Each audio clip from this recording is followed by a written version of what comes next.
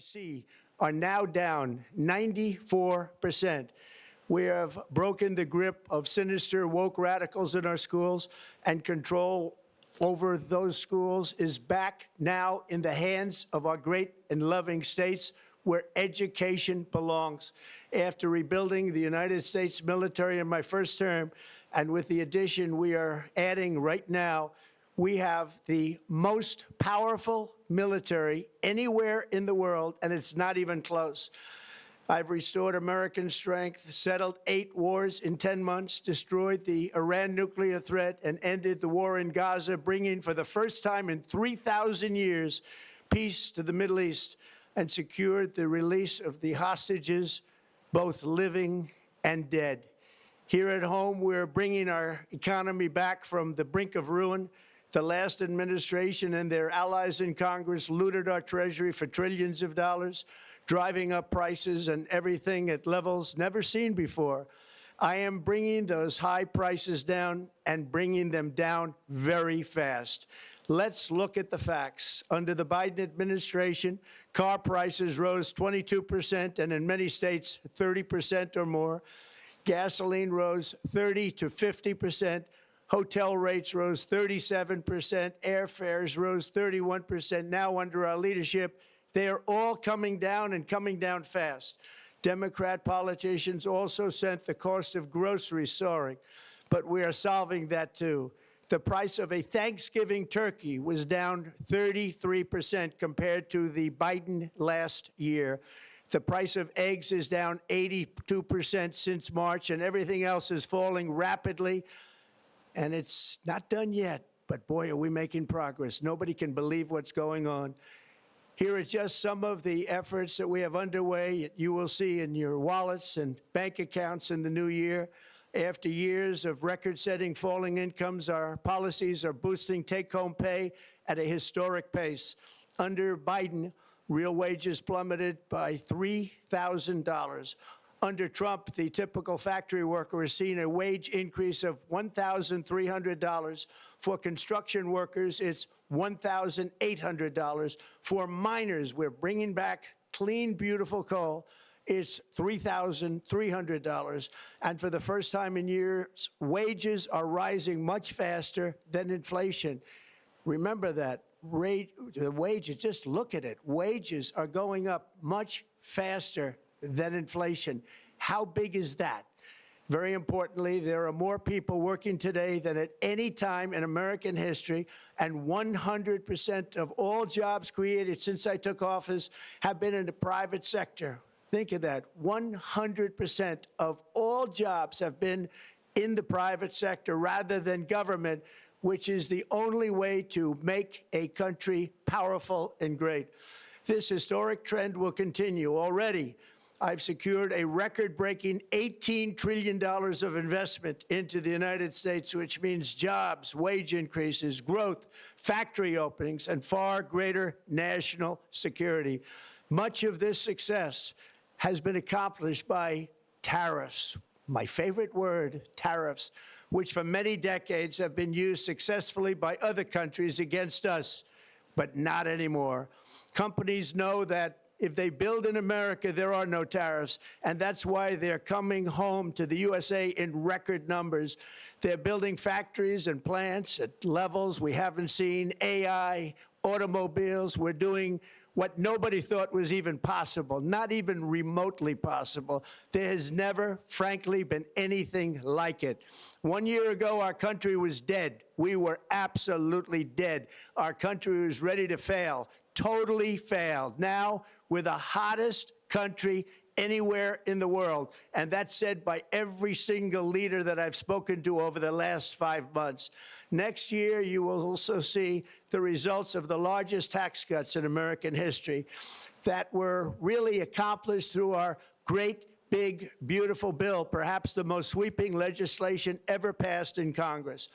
We wrapped 12 different bills up into one beautiful bill. That includes no tax on tips, no tax on overtime, and no tax on Social Security for our great seniors.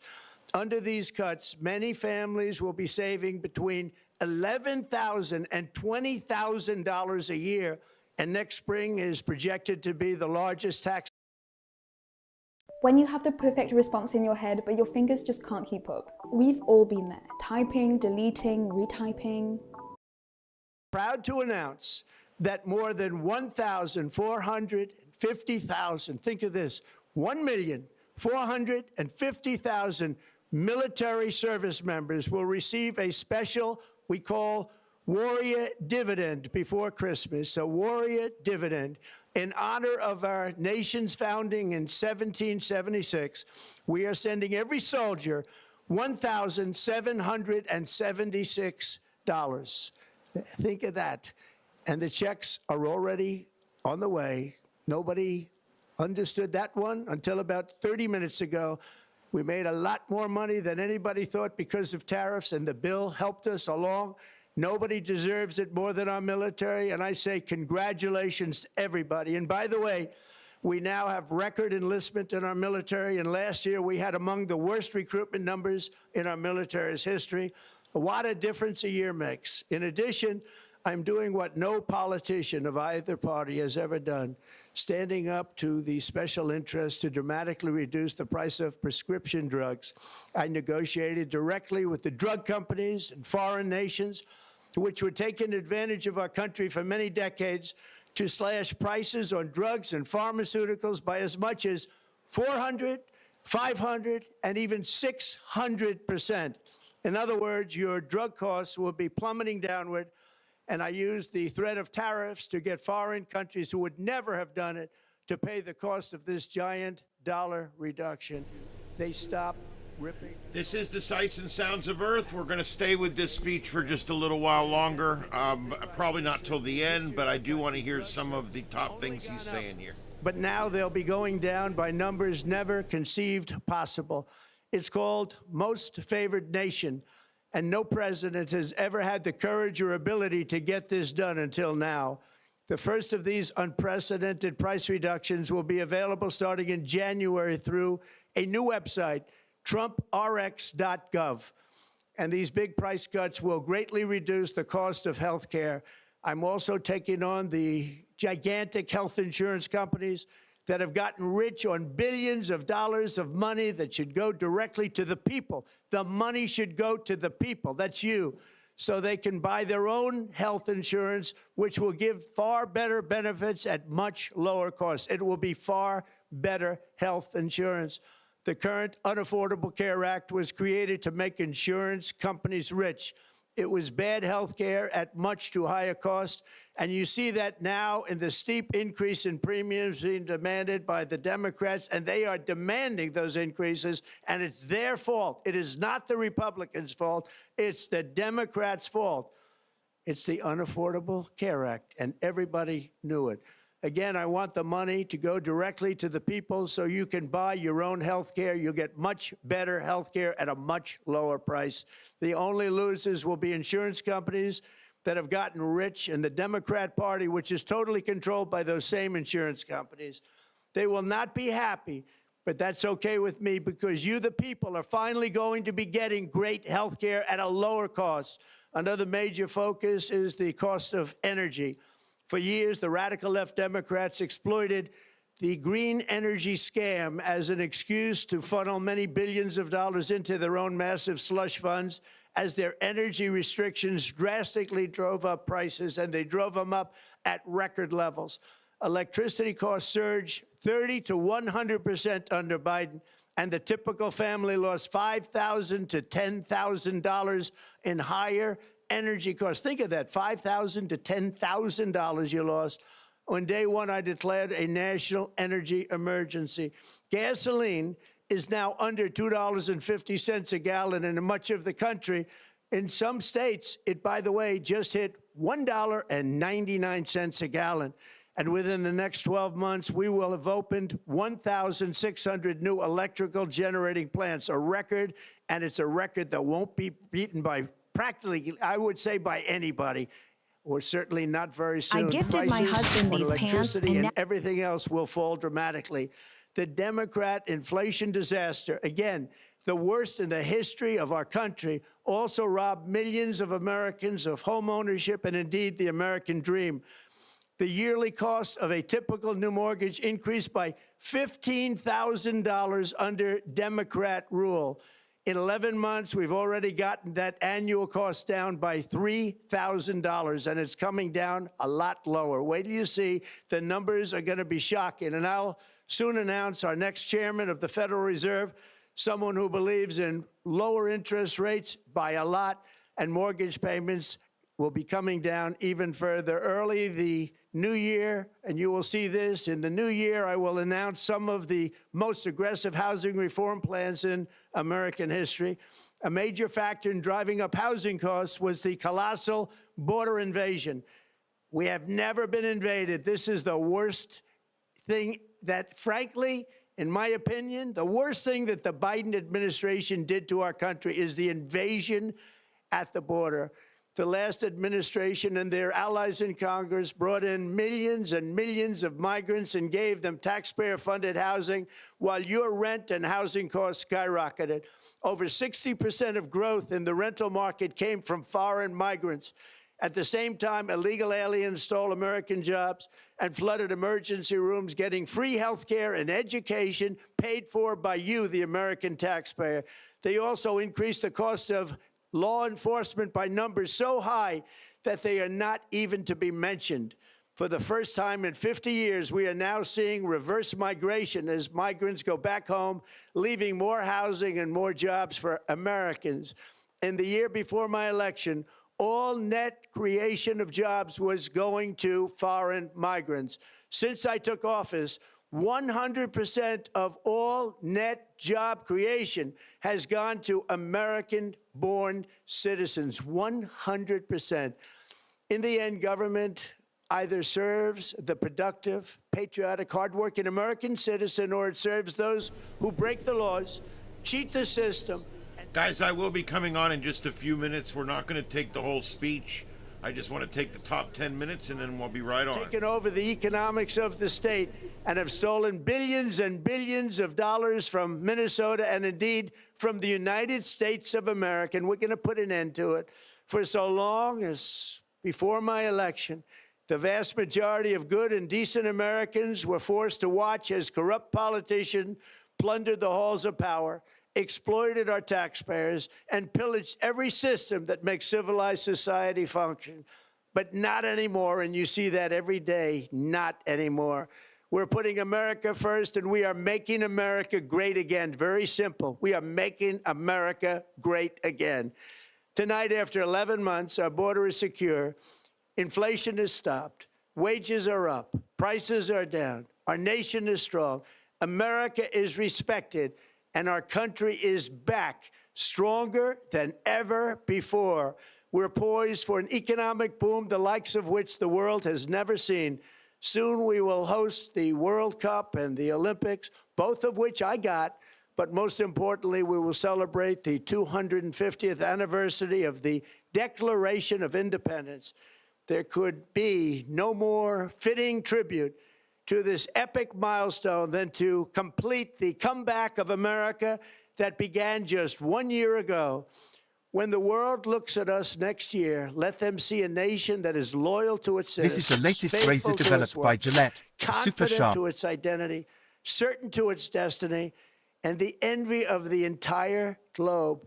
We are respected again like we have never been respected before.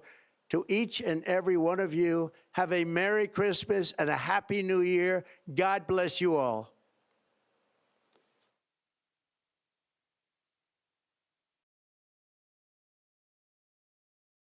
Well, there you go. That's probably the shortest speech that I think our president has ever given. Very short, very succinct, very to the point. That seems to be it. There you go. That's all there is from the pool camera there. So there you go. That's the president's speech. It was a quickie. That's good. I think he needs to shorten them a little bit, in my opinion. Yeah. Well, there is a lot of good things he can say right now, and that's what he's doing. There's just literally a lot of good things he can say right now. Things are really looking up. I mean, gas is down, things are looking up. So it is what it is. But we're not going to get too far into politics tonight. We got a lot of things to talk about. I got another piece of equipment at the secondhand store I want to show you guys. I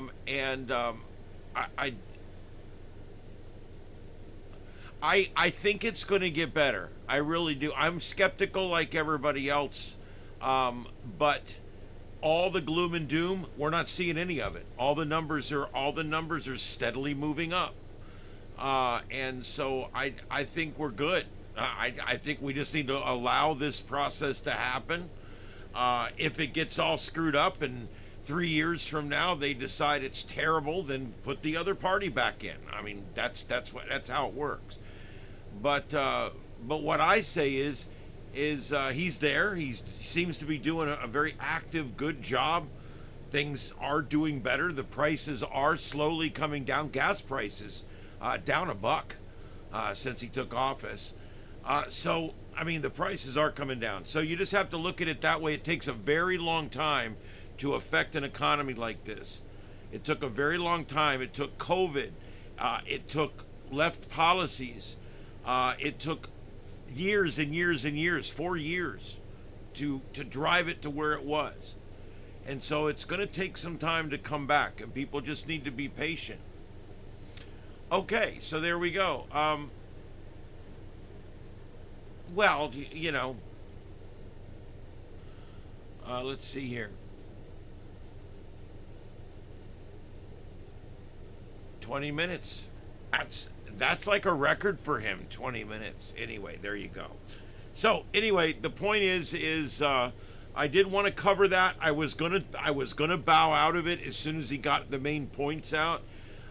There was a lot of people speculating that he was going to announce some kind of war against Venezuela. I can tell you guys, I don't think he's going to go that far. He's getting what he needs right now. The fentanyl's stopping. We're starting to track down and get these ghost ships that are out there moving terrorist oil around to places. Yes, I'm shocked as well, Junior. It does. 4 years it took to break it. It's going to take time. I mean, here's the thing. It takes 2 seconds to wreck your car. It takes 2 weeks for the body shop to get the parts and fix it. It's just the way life works. It takes longer to rebuild than it does to destroy. It's always easier to destroy than it is to create. And I don't know. We're going to have to live with that. That's the way it is. It's going to take a while. It may take the first 2 or 3 years of J.D. Vance's presidency to finally get things to where they're completely roaring, but they will. If we can keep businessmen and people that know what they're doing running things, I think we're better off. I don't know, but somebody probably got rich, because I would have bet an hour and 10 minutes is where I would have probably put it, but he's been shortening them. He spoke more directly to the press in the first 2 months of his presidency than Joe Biden did in 4 years. It's kind of amazing. Heath, I agree, that's a big concern. But between the gerrymandering that's going on and the fact that we're going to pick up a bunch of seats in 30, those two facts are still out there. I think we're going to pick up a few seats on that Mandarin thing. Now, the other thing's not going to take effect for a while, but we will eventually. Florida's going to pick up 2 or 3 congressional seats in 30, and Texas will probably pick up 2 or 3 in 30. So there's going to be a lot more power moving around in 30. All these. In 2030, all of these people that are moving are going to cause a shift in power, and it's a shift from the blue states to the red states. So even though we may have a very challenging election coming up, between some of the reverse gerrymandering that we're doing, which is undoing all of the leftist gerrymandering that's been done, I think if they can get that done and get some of that gerrymandering squared away to where we get some of these seats back, And then we also have to perform. I think that if conservatives, if libertarians like me want to keep moving down this pathway, and we want groceries to keep getting cheaper, we want labor to mean something, you know, we want these things in our life.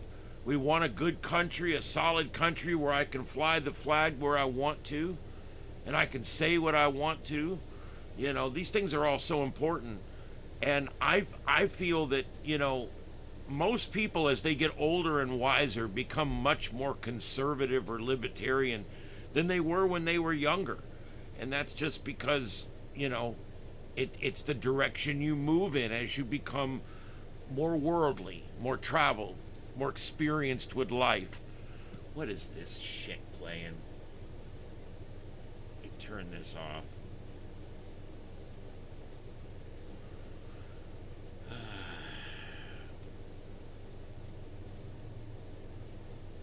Hi, Mom Kitty. Say hi to everybody. I'm looking for Radar Omega. There it is. All right, so there we go. Let's get out of that mode. All right, so tonight, I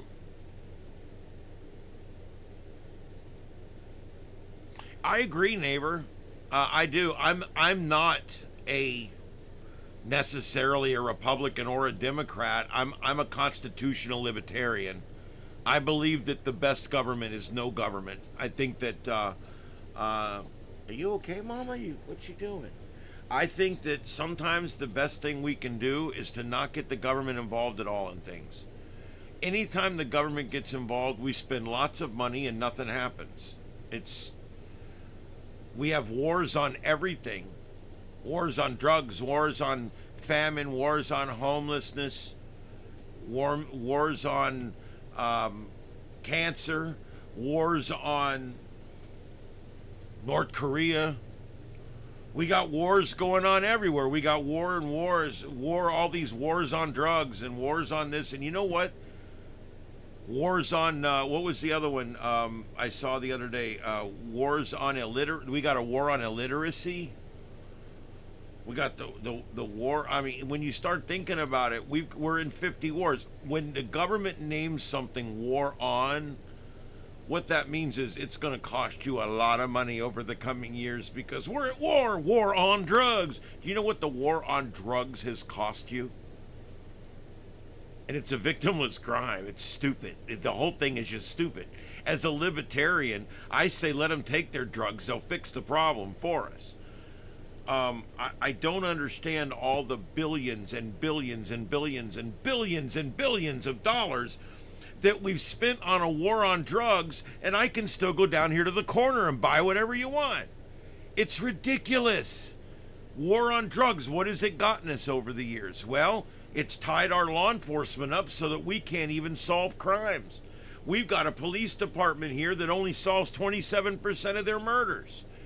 And what's some of the better departments? You go to these blue cities, it's worse than that. Why? Because they're focused on drugs. You know what? We've been focusing on the wrong thing all this time. But they're like, well, but the drugs are causing all the other problems. No, they're not. Your enforcement of drug laws is what's causing all the shootings, all the stabbings, all of that. This is the concept that even the cops don't seem to understand. Our government leaders don't seem to understand. The drugs aren't causing the gangs. They're not causing the violence. The drugs, people take the drugs. They're fine. They go off in the corner. They're good. What's causing it is the supply and demand issue caused by law enforcement and our lawmakers that decided that they don't want you to have a plant in your pocket. They don't want you to have this or that or the other hard drug. Now, I don't like hard drugs. I actually hate hard drugs, to be honest with you. I was a cop. I was a firefighter. I've helped people that were dying from that shit. And I don't like it. But I also believe in freedom, and I'm a libertarian. And I also don't want to spend all my money harassing people all day and all night over something that doesn't affect me. It doesn't affect me at all. If they want to go do a bunch of drugs, they'll eventually die from it. I don't care. doesn't affect me. And that's where we got to understand that the drugs don't cause people to go crazy and do all this. If they just could get their drugs, it would be fine. They would eventually whack themselves out and they would be done. Or they would find a way to live with just enough to get by and work like normal people. Or they'll get off of it. Those are their three options. But it's not my responsibility to chase them around all night with our cops spending my tax money. I don't want it. I want the cops making sure nobody's breaking into my house, and when they do, I want them to try to get my shit back. That's what cops are supposed to be doing. When someone gets murdered, it should be like Dragnet. We should go out, and that murder should be priority one. We got to figure out who caused it. Like I said, there's departments around here that solve 20, 30% of their murders, 40% maybe on a good year. But yet all their cops are out running radar. They're all out looking for weed. They're all out there fishing for taillights and looking for ways to get in cars and find weed. Looking for ways to get in the cars and find drugs. Why are we spending all the money on that? Does it matter what people put in their body? What causes the streets to be dangerous is not the drugs. It's the pressure put on everything by the enforcement of the drug laws. Drugs aren't dangerous until the cops start arresting everybody. You got drugs, you're muling for some guy. The cops catch you, they take the drugs from you. When you get out of jail, they shoot you because you took their drugs. Who causes the violence? The cops create the violence. They're beating and stabbing and shooting and macing everybody. A lot of times it's very justified. Sometimes it's not. That's all violent bullshit that didn't need to happen if they weren't out making drug arrests all night long. Instead, they should be serving the community. They should be looking for robbers and burglars and stolen cars and murderers and rapists. That's what our cops should be doing. They shouldn't be out there trying to chase around people that have a plant in their pocket. We've got to set some priorities here. And we've got to understand that when shit like this happens, when these drug cartels start killing people, and when all this shit happens, okay, it's not the drugs that caused it. It's the drug enforcement that created the violent situation, okay? People are going to do drugs no matter what you do. We've proven that in other countries. They've made drug laws so strict it's absolutely crazy, and people still get popped all the time, and they have to go to jail for years and years and years. Do you guys really think that people are just going to go, well, you can get 2 years for weed now, so I don't think I'm going to touch it no more? It's not like that. The whole thing is stupid. All of the bad things that happen because of drugs, they don't necessarily happen because of drugs. Yeah, some people overdose on fentanyl and die. That's fine. We don't have to worry about them no more. But all the violence that's caused by drugs is caused because of the enforcement of drug laws. If you could walk into Walgreens and buy whatever you want, there would never be violence. There wouldn't be any problem. And you would either kill yourself or you'd figure out a way to make it work. Either way, it's off my tax tit. I'm sick of paying for it.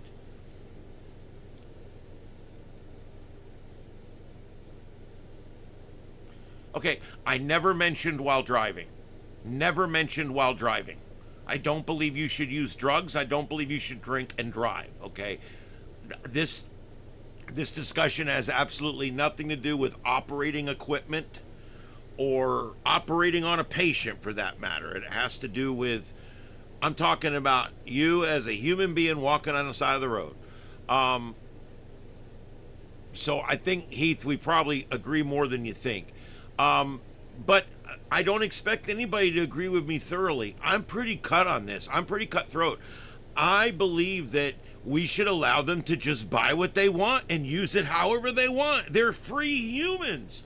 If they kill themselves, I don't see what the problem is. It's their life. They can do whatever they want with it. And if you're secure in the afterlife, which I know most of us are here, and we know that our spirit goes on, and either here or there we get to continue to live, then what's the problem? Their life's effed. It's done. It's screwed. It's ruined. Let them just end it. I don't understand what the problem is here. It's a drug enforcement that makes the violence. If people could just get what they wanted, there'd never be guns, there wouldn't be violence, it wouldn't be a big deal. People don't rob and cheat and steal and kill each other over liquor. And of course, they don't do it over weed either, but there's reasons for that, because people don't fiend out on weed like they do other things. And people fiending out and going crazy and doing all that stuff, that's because the drug enforcement has taken their drug away. So who caused the violent situation? That's what you got to ask yourself. And I don't know. Am I for legalizing all the drugs? I'm not even really saying that. I don't think we need to, I think we need to stop spending money chasing it around. I don't care if you legalize it or not, but what, do we really need all of our cops spending? I know when I was a cop, all they cared about was drugs. Sergeants were made from drug arrests. All they gave a shit about was drugs. You could solve a rape or a murder, they'll tell you, man, that's somebody else's job. Go out and get those drugs. That's why we pay you. They literally would rather you get a bag of coke than solve a murder. Because you know why? I'm gonna tell you something that's gonna fuck you up. I'm gonna tell you why. You wanna know what it is? Federal grant money. All the drug enforcement is supported by federal grant money. Okay? Billions and billions and billions of dollars filtering down to all of our local, municipal, county, and state law enforcement agencies all over the country, because they do the same thing to law enforcement that the Department of Education does to the schools. They hold that money right over their head until they agree to do what they're told. Once they agree to do what they're told, they get the money, and then they have to fill out all the paperwork to prove that they did what they were told. So why do cops go out? Why do sergeants and captains and lieutenants tell their officers, we don't care about murders, we don't care about rapes and robberies, we don't care about you getting property back. All we care about is you putting that drug person in jail and putting those drugs in the property room. Why? Because that's how they get the drug money. The federal government doesn't send down money to solve rapes. They don't send down money to solve murders. They don't send down money to get your damn VCR back. They send down money and they expect drug arrests. 80% of the money that comes down in grants is for some drug enforcement related program. They have become obsessed with it. Federal money, state money, local money, all filtering down to any cop that will go out and find drugs. So bad that hundreds of cops across the country have been caught planting drugs on innocent people just to make the arrest, to make their sergeant happy and get their promotion.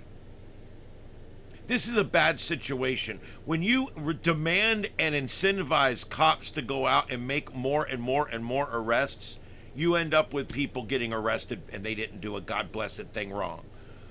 Well,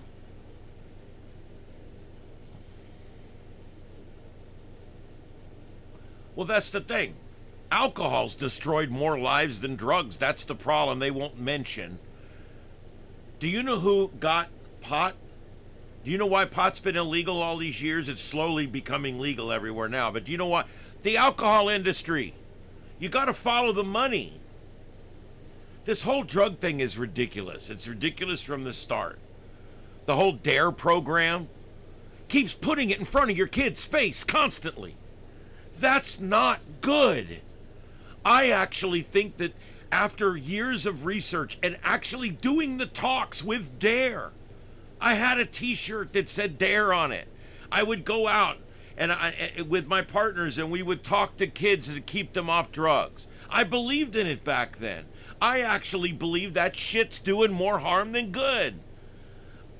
All we're doing, anytime you tell a 14-year-old they can't do something over and over and over, you tell me what they're going to do.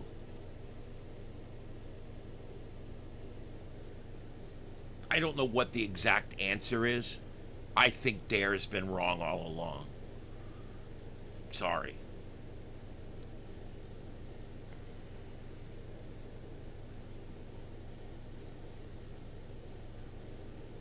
If drugs were legal, the stores would sell it. I can buy, right now, if I wanted to buy marijuana, I could buy it at the foreign-owned store that's literally 2 blocks up my street right here.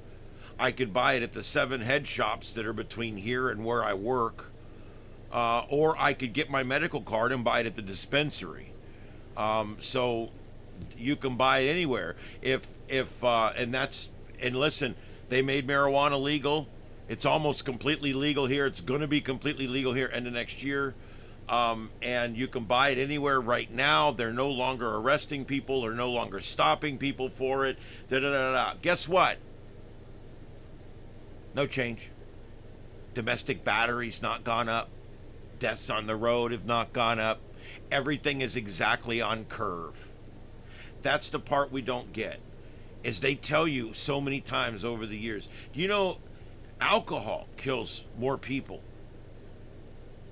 Alcohol kills more people in cars every year than all of the other drugs, including marijuana combined. Including prescription drugs, including hard drugs. Alcohol kills. Alcohol is the #1 killing drug that there is. And yet it's perfectly legal. Why? Because of the alcohol lobby. They've got the biggest lobby in the world. And they're the reason that all this happens.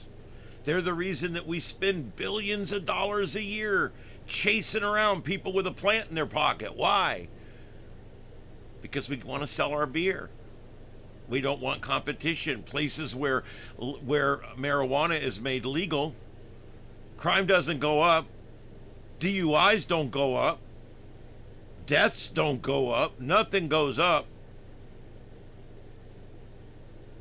So why did we spend all those millions of dollars? Can we admit that we were wrong as a government? Can we admit that we were wrong as humans? That all this time we've been saying that this cannabis, this weed, this devil's cabbage is going to kill everybody, and everywhere it's made legal, you have to really scrape to find any negative numbers. And the thing is, the positive numbers like DUIs and things like that generally get better. What you find is that there's really no change. And if there is, it's slight one way or the other.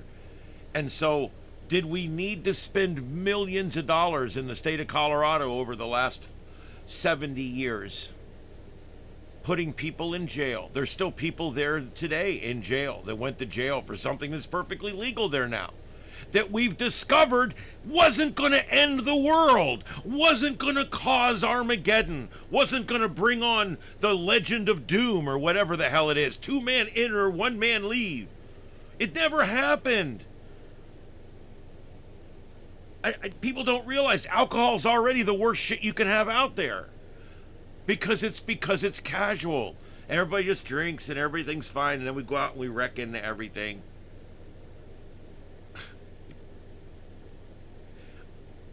All those years as a cop, I never heard the term, yeah, I got stoned, so I beat my wife. It doesn't happen.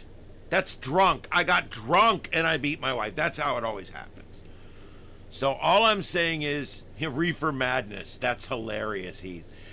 All I'm saying is people just need to realize that all this money that we've been spending over the years is what has created the cartels. It has created the street gangs. It has created Skid Row. It has created a lot of these very negative things in our society have been created by the force that's applied to the supply and demand of drugs. Okay? And I'm sorry, you could end it today if you wanted to. If you don't have to make anything legal. You don't tell people whatever. But I'm just telling you, by just stop arresting people for it, suddenly the cartels don't need to move it across the country. Because you can do it now. And suddenly, all that goes away. You see what I mean? And half of them are going to kill themselves on it, and the other half of them are going to get off it, and society will move on, and all that money that we spend on drug enforcement can be used for victim crimes. Solving victim crimes. Solving crimes against police officers, solving crimes against your home, crimes against your person, crimes against your wife. That's what that money should be spent on. All right.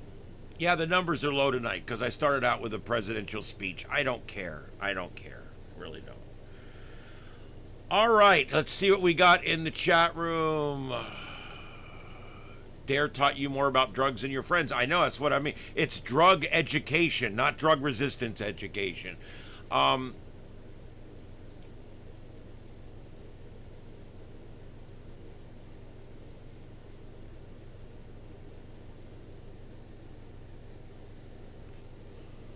Yes. Yeah. Kevin, I agree with you on that. And I have not seen that particular PBS, but I will go look for it. As much as I'm not a big PBS fan, they have produced some good stuff over the years. Reefer Madness was a movie produced by the government. It was funded by the government. It showed people smoking weed, going crazy, and jumping out of the windows of a 5-story apartment building. It was pretty ignorant.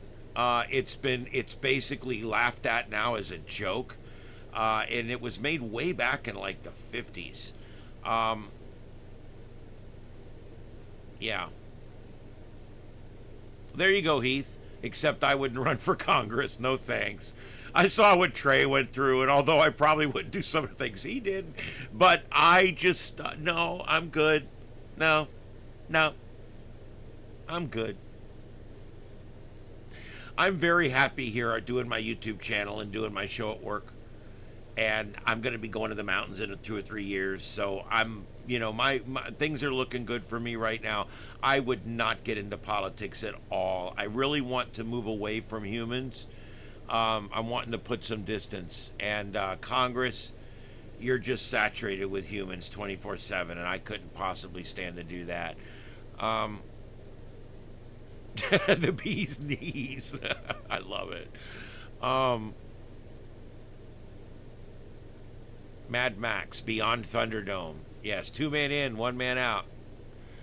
I knew it was one of those dystopian movies, but I wasn't sure which.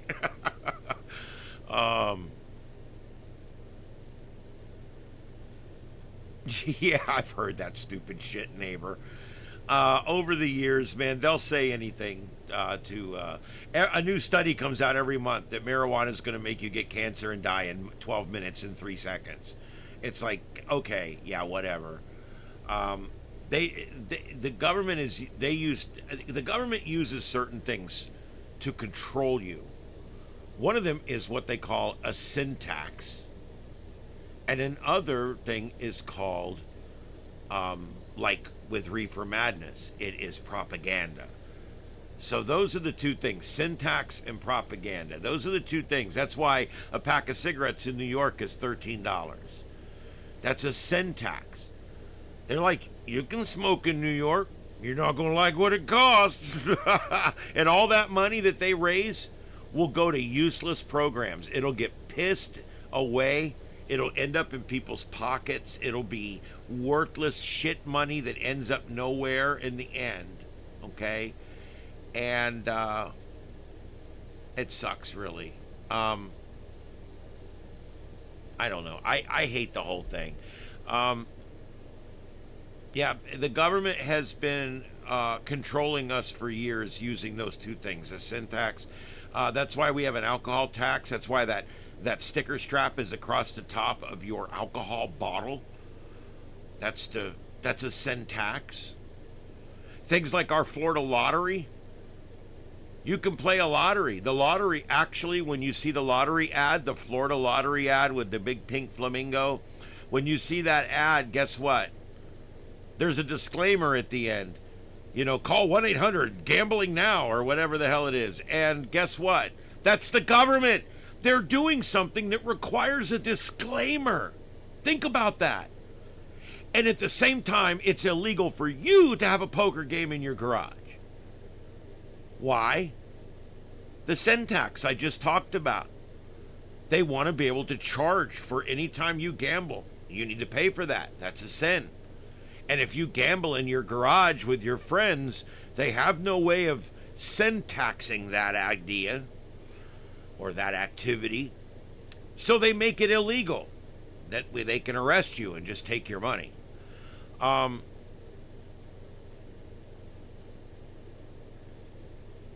Yeah.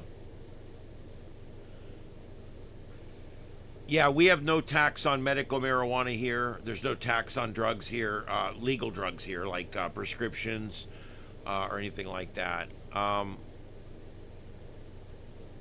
Yeah, the lottery is a tax, basically, and then they turn around and just give rewards out of it.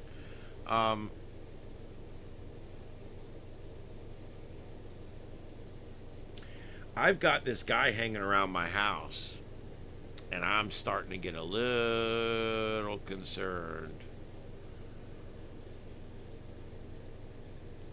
He's just been driving around, and he stops in front of my house, and he looks, and he looks. And now he's sitting up at the corner. He don't realize I've got 13 cameras on my house. 3 of them are pan-tilt zoom on towers. All 3 of them, 3 separate towers. No one, you don't fart on my property without me smelling it. So, yes, Mama. Yeah, he's heading up now. He's heading further up the road. I don't like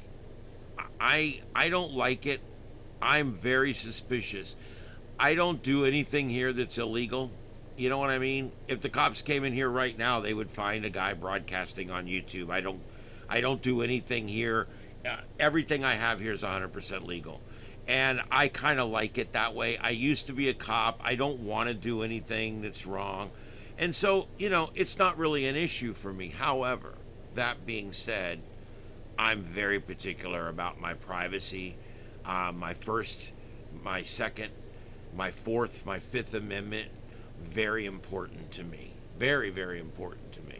That's why my gates are locked, so that there's no curtilage on my property. Now there's a cop going by. Out on the hard road. I don't know. We'll figure this out. I'll probably eventually just walk out there and shine a bright flashlight in his face and go, "What's your deal?" Just him coming back again. He sat. The reason I was 5 minutes late turning the show on, he literally sat in front of my house for 10 minutes right at 9 o'clock, right before the president went on. And that's why I was a few minutes late getting this broadcast on. I don't know what this guy's doing. I don't. But I don't like it. I can't stand when, you know, he's probably a PI. He might be watching the house across the street. I don't know. If he's a PI, he's not very good at it because I've noticed him like 5 times tonight. And the one time he sat out there right in front of my gate, right under my tower cam, I had 3 tower cams looking right at him. I was taking snapshots of him with all my cameras and everything. So,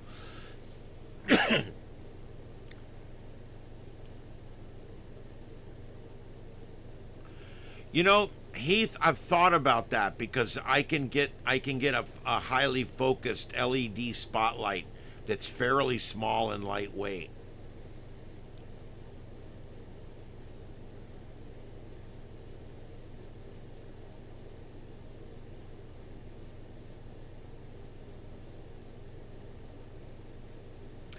Okay, pirate radio, okay. I work for commercial radio. I think that what they charge commercial radio stations is absolutely ridiculous. We're paying the FCC hundreds of thousands of dollars a year for our licenses. It's disgusting. It absolutely is disgusting. Okay? Disgusting what they charge. They even charge us amateur radio guys $35 for our license now. GMRS, $35 for a license. Name change, $35. Upgrade, $35. They're nickel and diamond. It's bullshit, okay? But that being said, pirate radio stations are broadcasting on commercial bands so that you can get it in your car or whatever. They're not like shortwave or something. They're generally now in FM or frequency modulation, and they're unlicensed stations. That's why a lot of times they're broadcast from. If you go out so many miles, you're technically not in U.S. waters, and you can broadcast a signal and supposedly not get in as much trouble. There was stations that operated off of the UK for years in Britain, where they would sit off the coast and just move around and broadcast a signal that would be listened to back on all of the land masses, and they would broadcast like 100,000 watt FM signal or whatever. Now, as far as internet broadcasting, that's something totally different. The reason that those things are two totally different things is because when you broadcast a signal on FM or AM or however you're broadcasting it, the AM, the FM, the sideband, that's simply just the style that you're using to send it, okay? The actual frequency that you use is being used. And so, like, if you're on a certain frequency and you don't have a license for that frequency, you may be walking all over a station that does have a license for that frequency. So in that respect, I do see issues with it. But I also know that what they charge for licenses is ignorant. It's absolutely stupid. So with those two things in mind, I don't really care. I think pirate radio stations are funny. I don't care. Let them go. But as far as like on the internet radio, there's that guy driving by again on the hard road. And now he's sitting at the stop sign again.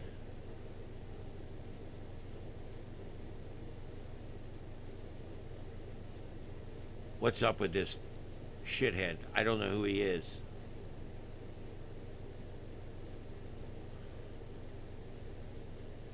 He's going down. I already see his brake lights on because he's going to turn around and come back.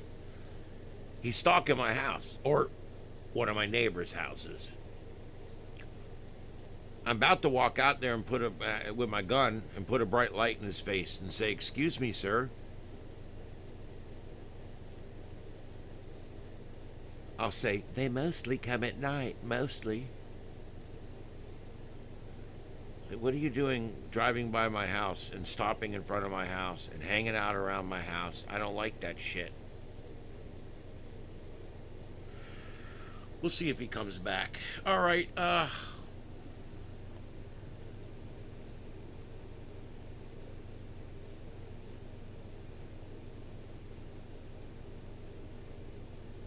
it's a white Jeep. It's a CJ7 or Wrangler style Jeep. No, I'm not on a decent sized chunk of land. It's just like it's a standard. I mean, it's about a standard size lot. It's a nice size lot, but it's a lot.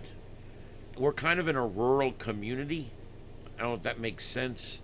A lot of the lots are a lot bigger than this one even, and there's a lot of space between houses in here. You can't eat any pudding if you don't. Pink Floyd, I love it. Um,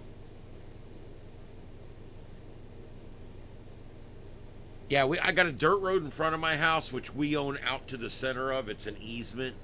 And then the county owns the road over on the side of my house. That's a county road. It's a paved road. Yeah, I wish we had a little more land here, but we're good. I got all my antennas up and everything, so we're good.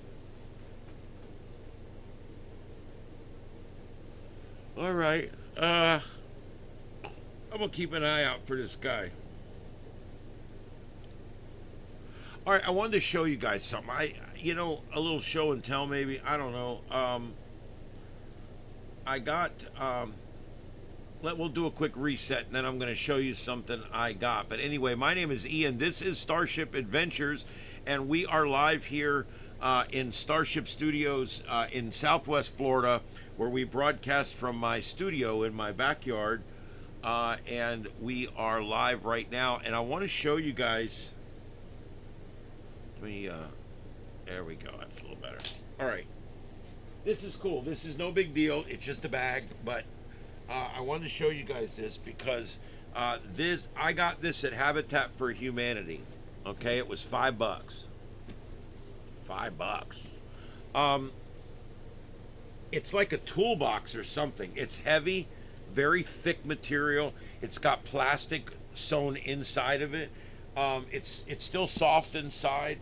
Nice, big, huge, gaping hole, and it's got big pockets front, side, and the other side, and even on top. There's like a big pocket on top.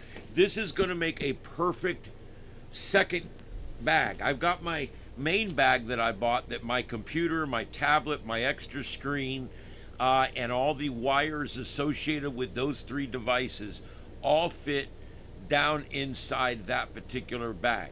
Now, this bag is going to hold all of my other equipment, the air card equipment, all the extra attachments and everything, all the extra wires, all the extra parts, the mics, the sound systems, the extra cameras, anything like that will all go in here, so that when I go to do a remote, I'll have 2 black bags. Look at that. Isn't that nice? $5. All the zippers work. Everything works on it. Really nice shape. The reason I show you guys stuff like this is because it's important to note, when you look at my studio, I'm going to be the first to tell you, I buy all the computer stuff new, but much of the radio equipment and all of the monitors that you see, I bought all at used secondhand. I'm very particular about it. I like to save money, and there's just no sense in spending money on brand new monitors when you can buy 32-inch TVs all day long for $15 that still work perfectly fine. All these TVs between $10 and $20 a piece. Some of the monitors, most of the monitors I'm getting for $5. The really nice monitors, like these 3 here, all brand new style monitors where the screen goes right to the edge, $10 a piece. Yeah, that's a steal. Steal for the bag. It's a steal for all this stuff. So when you look at this stuff, you have to realize that I bought it. I bought it at a secondhand store, and then I build it myself. I make it work. I don't use used computers, because when in broadcasting you need a computer that's new, it's up to date. So I spend the money on the computers and the processors because I'm saving it on things like, I built all my own counters, I built all my own shelving. The studio itself was just a shell when it was placed here. I dried it in, ran the electrical, did everything, set it all up in here. It's all, And so I'm very particular about how I set, about all my setups and everything. But I don't spend a lot of money. I'm very frugal with my money, and I think that's important. All right, so welcome everybody. If you're new to the channel, we're on every Saturday night. We're on every night at 9 p.m. Eastern. I try to come on all 7 nights. I do take a night off every now and then when something comes up, or if I'm not feeling well. I am in my mid 50s, and I do have bad days every now and then health-wise. Yeah, still working on Heath. I'm still working on the well.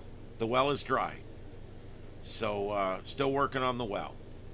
Luckily, I've got right down the street. I got a shower, and I got big buckets to flush my toilets, and I don't drink the water here anyway. So I already have bottled water system and all that. So the cats all get their water. We're fine here. I can live like this almost indefinitely. But yeah, the well went dry, and I can't afford a $5,000 well dig, so we are living with it.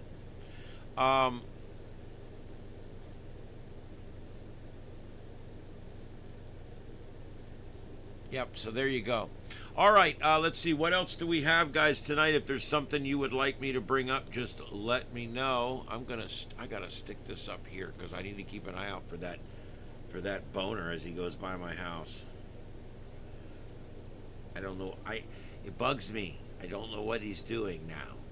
So now I'm gonna probably stay up for 2 hours tonight after the show and watch and see if he comes back. All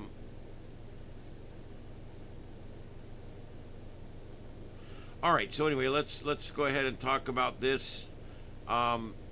There's really nothing to really talk about too much tonight, but I do want to mention that a 3-eye atlas will make its closest approach to Earth coming up on December 19th, which it's the 17th, so that's Friday, and it's going to pass 270 million kilometers away, just right next door, and that's not very close, actually. It's nevertheless, experienced astronomers will be able to take beautiful pictures of the 11th magnitude comet as it passes our planet and heads back out to the solar system. Do you think we'll get to see a picture of this thing?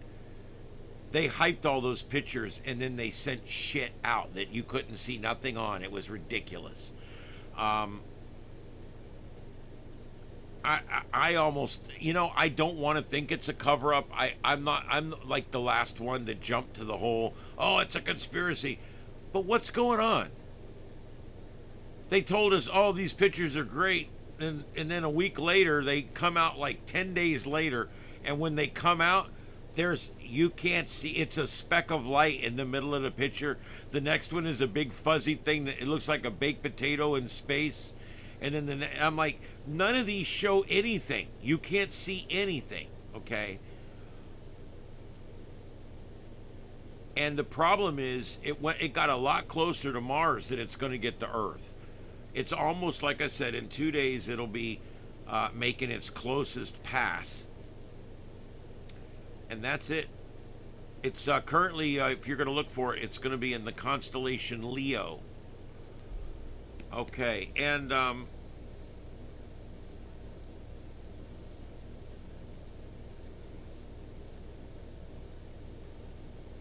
right now, Mars and Venus are moving in opposite directions. They're actually swapping places in the heavens.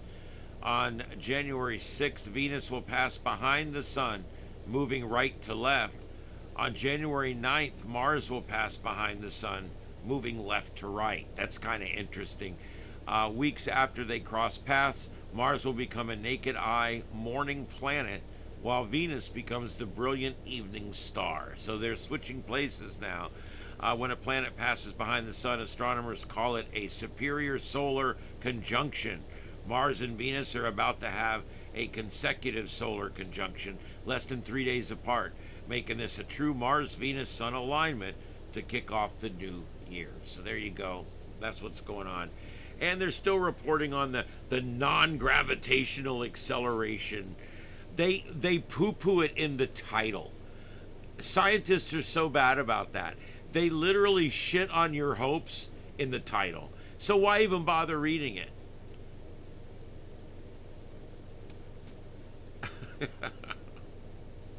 Whatever. Just whatever.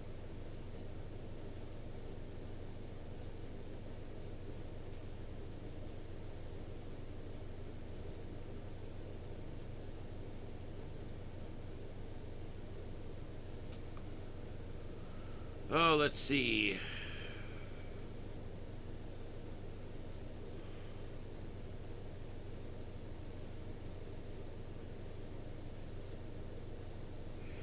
this brown shooter is still at large. I've been watching this situation because I'm thinking if we ever get hot on the trail of this guy, I'm going to cover it. But they don't know shit at this point. I don't think they have anything on this guy. They're talking about, we've got some blurry, fuzzy pictures, and we've got this and that. And now they're telling people to stop using AI to try to make the pictures out and then posting them, because a lot of people are doing that, and now there's all kinds of pictures that show God knows what. I don't know. My question is, what in the F is wrong with Brown University? How can you end up with a university that size that has 3 or 4, probably 100 cameras, and they didn't get it? They're saying, oh, well, apparently most of the cameras were dummy cameras or they weren't working. What? This university gets subsidized millions and billions of dollars over the years, and they don't even got working freaking camera systems, for God's sake. Hi, Mama. What's up with that?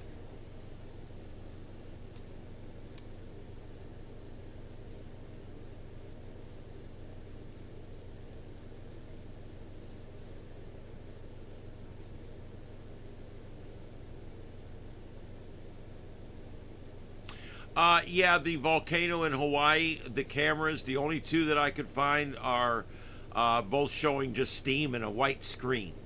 So I decided to put on something a little different tonight. We're watching planes land in Las Vegas. I kind of think it's cool. Still amazes me to this day what we do with planes. But there's no protesting. I couldn't find any live views of any protesting. Even the multicam guys like Portland Andy and those guys, none of them had anything up tonight. Yeah, good old, yeah, that, you know, there's a good question. It's interesting that all the right cameras were wrong. You know what I mean?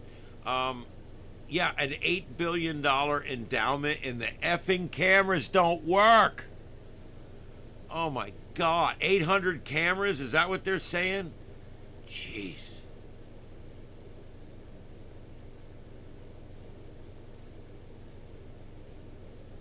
Oh, the bag I had? Oh, it's just a bag. It's just, I love bags, black bags. I buy them to put my equipment in. And I got these big metal cases, and I actually prefer soft-sided bags. This is like a tool bag, and I bought it at Habitat for Humanity for $5. Everything still works. Nice thick bottom. It even has some kind of rubberized bottom on it down here. Look, it comes off. I don't even know what that's all about, but it's got like a rubberized bottom that comes off. On the back here, I didn't even show you guys this. On the back here, it actually has, you know, like the cop vests, you can put a bunch of stuff on them. It has that. It actually has places where you can put stuff on here, and it velcros in. You can put stuff in here, and there's pockets all down inside here to put stuff, and then here, you can put all your pins or tools or drill bits or whatever in there, and all of this stuff rolls up neatly. There's even a pocket there. I love this. I think it's a great bag. It's going to be a wonderful bag for all of my wires and parts and microphones. $5 at Habitat for Humanity. I love Habitat for Humanity. All right. I buy anything I can buy secondhand. I mean, with a few obvious exceptions, like toothbrushes. But I buy everything secondhand if I can. Because number one, I don't like wasting things that are still good. And number two, I'm frugal. And a lot of times I need to be, because I don't have a lot of money too. So there you go. Yeah, I got like 3-man purses. I do actually. I'm not, you know, I used to always be, people are going to think I'm gay. I don't care about shit like that anymore. I don't care if y'all think I'm gay. I really don't care anymore. So I'll tell you, this is my man purse. I carry this to work every day. It's got all my stuff in it, and I call it my Merce. It's a man purse. It's just a black bag, like a camera bag. But I do. I carry it. I carry it everywhere I go. I gotta have shit. You know, it's funny when I go someplace with my friends. Like they'll give me their stuff to carry because I'm the one with the bag usually.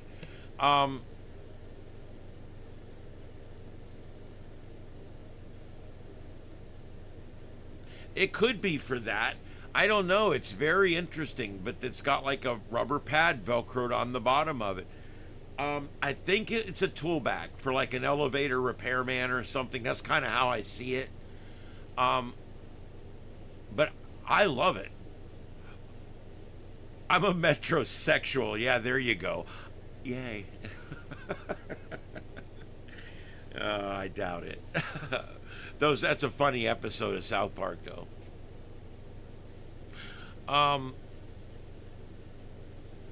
It's funny because for so many years in your life, it's like, I don't want nobody to think I'm stupid. I don't want nobody to think I'm gay. I don't want nobody to think that I'm whatever. And as you get older and older in life, you finally don't give a shit what people think about you anymore.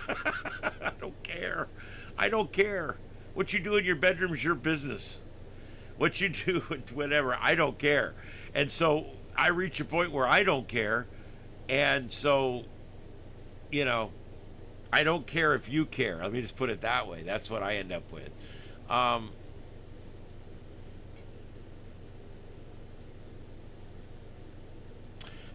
Dom, I thought about that. It is a strong enough bag, meaning that it has enough structure. There's like thick plastic inside of it that I could mount radios in it and just open the top and have radios mounted in there, but I don't think that's what I'm going to use it for.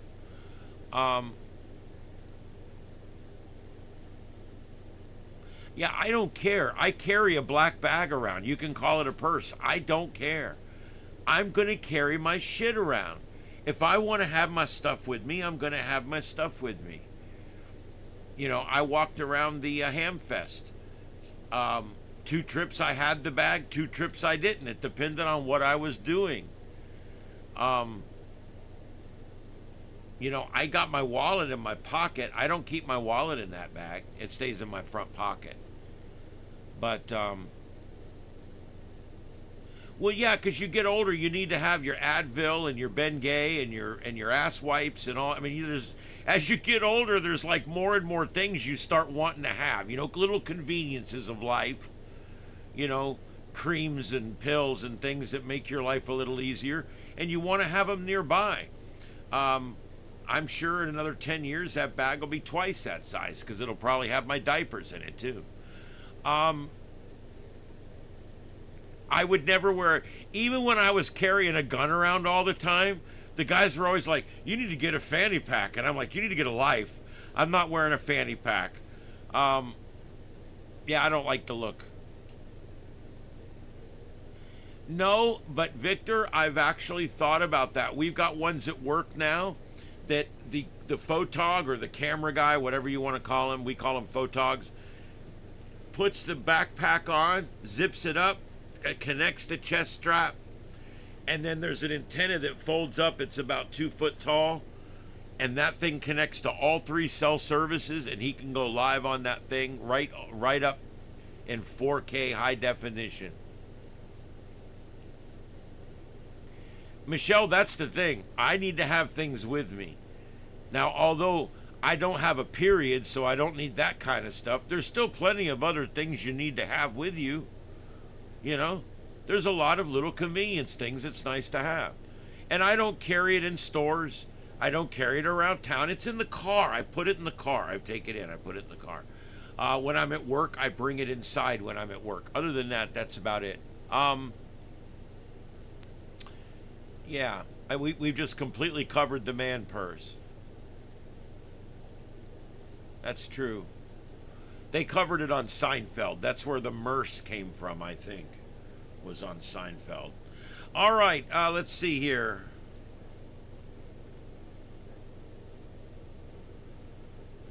My Jeep friend has not come back yet. I'm gonna send that picture to my my stepson who lives down the street. It's me sack pack.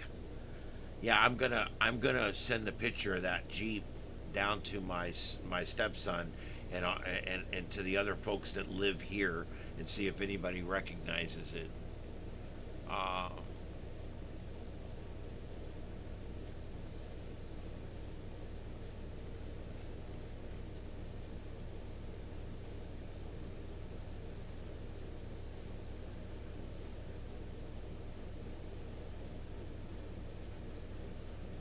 all right, I'm trying to see if there's anything else here of consequence that we want to go over tonight.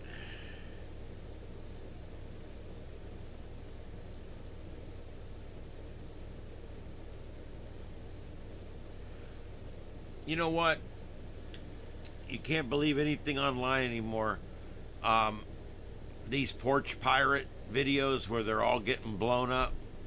I bet you 2/3 of those are AI. They're bullshit. The ones where the cats are watching them cut into the cat cakes, bullshit. The cat's not even looking at the knife going into the cake. It's looking over here somewhere. And you can tell the cat and the cake are in two different scenes, basically, and it's put together. It's basically all AI. It just doesn't look real. The fat people breaking houses and going off a zip lining. This stuff is popping up everywhere. It's becoming like viral now, and it's all just AI generated shorts. And it's a little scary, but it shows you guys where this AI's come in just 6 months. Just 6 months. In a couple of years, I'll be able to take those books I got up there, those Star Trek books, and feed them in here, and it's going to make me a Star Trek episode that I can sit and watch.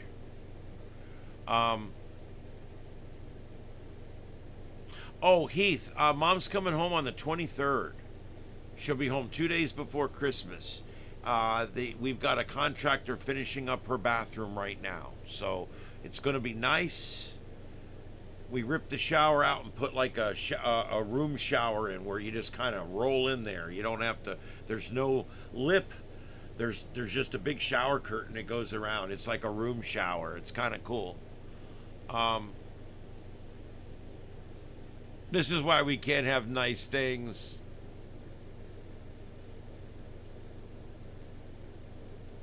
Yeah, no problem. Yeah, I'm going to sign off a little early tonight. But before I do, I'm going to sign off in about 20 minutes, guys. But before I do, I want to give you my nightly version of songs that I've been creating on Suno. Today, I went and I told it to create me a very direct, mean-spirited song lyrics about the ARRL, and I put the 12 facts that I wanted it to bring up, and well, it did. It did it, and I can't believe what Grok came up with. I asked Grok to do it, and I said make it rude and obnoxious. Grok makes the song. The song title, F the ARRL, and it's spelled out. I mean, the whole thing, F the ARRL. That's the name of the song. I will not be playing that one tonight because it is laden with cuss words. I made it up anyway. There's a few of you guys out there I sent it to that like the dirty stuff, but yeah, I cannot believe, I cannot believe it. It's like, oh my God. So I made some other ones that are you know, I guess you would say they're more suitable. You almost just fell off, didn't you? I saw that. You think I didn't see that?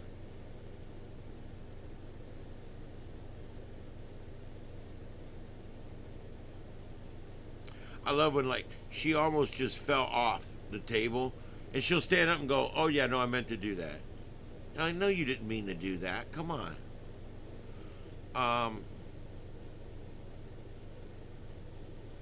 Oh, let me find the one I want to show you guys. All right, I guess we'll do this one. All right, so I'm going to take a break. I'm going to roll the commercial. I'm going to come back for about 15 minutes on the other end. I got to go check outside here, and I'll be right back.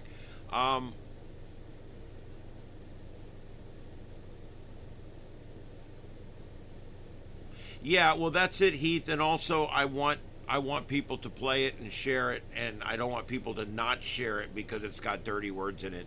All right, Dom. See you tomorrow, man. Have a good one. All right, so here it is. We're gonna play it, and I'm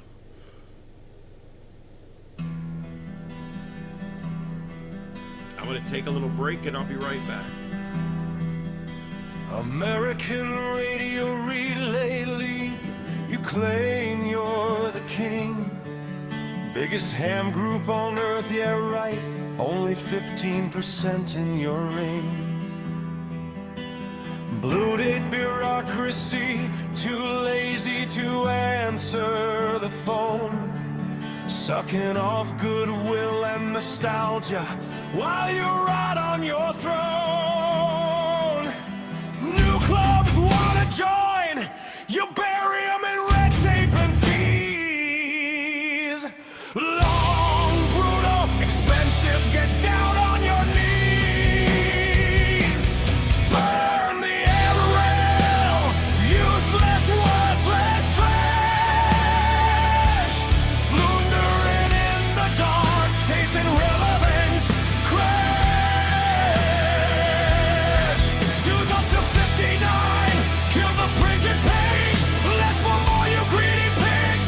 Feel the rage, you're bleeding out, slow and obscene. CEO grabbing 360K while the ship goes unseen.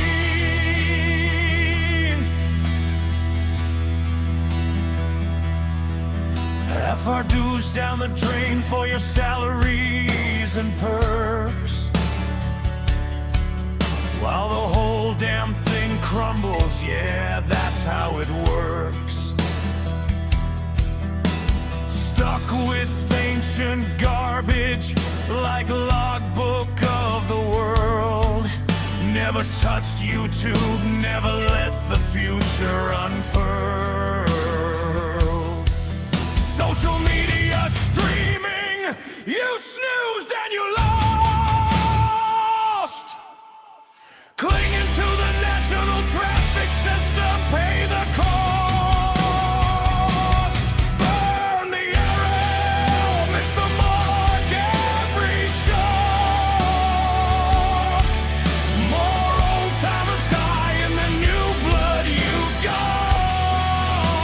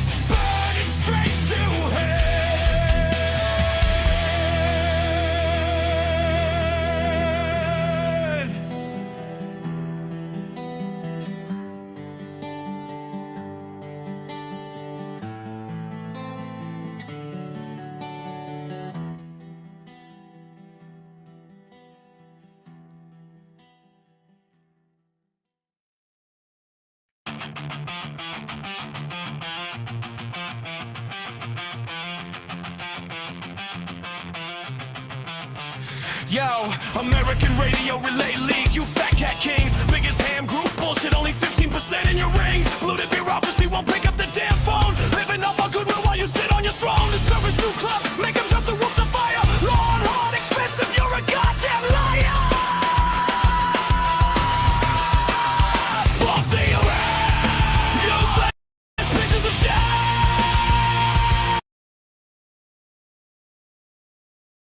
Wasn't supposed to play that one. All right. Anyway, that was a little taste of the other one there. Yeah. Anyway, this was the other thing I bought when I was up there was this little foam thing for my mic. These things are like $5 or $10. They sold me this for a couple bucks there at Tower Electronics. I like anything red. You know me. All my little mics and everything have the red tips on them. So I saw that and I'm like, I'm gonna buy that. That'll look good on my highball, my dynamic microphone. Yeah, don't get on my bad side. Yeah, we need to send it to him. I'm gonna wait till I publish the entire ARRL album. And I'm even considering, this is crazy, okay, and it probably would get me sued, but I'm thinking seriously about creating 9 songs, creating an album, publishing it on Spotify, and actually listing it. And listing it as a free album. Yeah, I'm thinking seriously about it. And you know what's really cool about the whole sue me thing? I ain't got a lot to be sued for, so.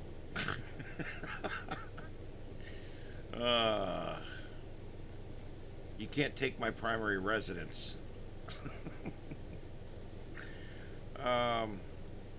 Anyway. All right, so that's what we got. I hope you guys enjoyed that. That was my that second one there. If you want it, send me an email and I will mail it to you. But it's really dirty. It's got a lot of F words in it, so I'm not going to play it on here. But it's hilarious. It's done in the spirit of Lincoln Park, and it is done very mosh pit. I mean, very like rough.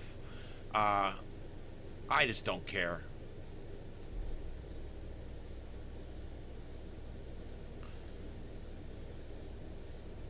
There you go. Yeah, and you know what? I don't attack individuals. I'm attacking a thing. I don't even mention the president by name. I say he makes too much money, but if you've noticed, I don't use their names. It's the organization I have a problem with, not the people. You know, they could fix the organization. That's up to them. But I don't. I'm upset because I tried to work with the ARRL for 2 years, and got nothing but the blow off. And it's just, they're so bloated and they're never anywhere. I went to the Tampa Ham Fest. Guess what? I couldn't find anybody there from the ARRL. I couldn't even find the ARRL table. I looked. I couldn't find anything listed for them, but the thing's called like the area conference or some shit. I couldn't even find their field marshal. He should have been out there somewhere. So that's two Hamfests in a row now I've gone to, and there's no one there from the ARRL to walk up and talk to. I want to talk to these people. I've got questions. I hope they got answers. You know, convince me. Why should I spend my $59 when Bozo the Clown's going to get 7 of it there, your president? You know, when you start breaking it down, it's like crazy. $360,000 a year is a lot of money. I love Lincoln Park. I hate that guy killed himself. But yeah, what a great band. I love In the End. They've got so many good songs. Now, it's a little hard for me. Some of their stuff's on the rough side for me, but I do like a lot of their stuff. Yeah, so if you're going to do this, the website is Suno. I am told after the first of the year, Suno is going to be changing, but that it will still work. It's just going to be, it's owned by different people after the first of the year. But that's Suno. That's what I'm using. You can make several songs a day. Go to a different browser, sign in with a different account. You can make a few more. That's why it's always good to have 10 different browsers in your computer, so you can do as much as you want. But yeah, there you go. It's suno.com. And then what I do, and this is important, Suno is not that good at making lyrics, but Grok is. So what I do is I go to Grok and I ask two questions. Number one, make me lyrics for a song about the American Radio Relay League. I want it to be somewhat angry and very direct about the problems in the organization. I want you to say the name of the organization several times. I don't want you to use the F word or the C word. And yes, I literally write that in there. Do not use F-U-C-K, do not use C whatever. I don't use those two words no matter what. And I said, and limit the cussing. You tell it what you want. I want you to use as many of the following facts as possible. Paste. Then in that next box down where Suno asks you about what kind of music do you want it to write, that's where you go back to Grok, pick your favorite song, and tell Grok, what would I tell an artificial intelligent computer that's making music for me to make music in the style of Led Zeppelin Kashmir, okay? Or Pink Floyd The Wall, or whatever. Pick your favorite song, okay? Linkin Park, In the End. Put that in there, and then Grok will come back with a paragraph about that long that explains the music without using the term Linkin Park, because it doesn't want proper names. So, then you paste that square, that block of text, into the second box in Suno. Now, you've got your lyrics already written, and you've gone through them and you like them, you make little changes, put the lyrics in, get what kind of song you want, put that in, and then scroll down, pick male or female vocalist, put a name for the song, and hit go. That's all you have to do, and you can make these songs. Notice, not only did I make a song, but it's about what I want, it's sung how I want it, by who I want it, and it's done exactly to the style of music that I wanted it done. You know what I'm thinking about? This is crazy. Ham radio. What if I had AI make 150 songs about amateur radio? It would only take me the better part of 2 days to do this. It would actually take several weeks because of the delays, because of you only get 2 songs a day on each service. I can only do 6 or 8 of them a day. That gives me like 16 a day, whatever. So over the course of 2 months, I make 150 songs about ham radio. I make them all in the Led Zeppelin, Pink Floyd, Fleetwood Mac, Tom Petty, classic rock style song, okay? And I make them all that same genre of music, and each one would be about a different thing. There'd be one about the Magic Band openings and shit, you know, talking about how cool the Magic Band is.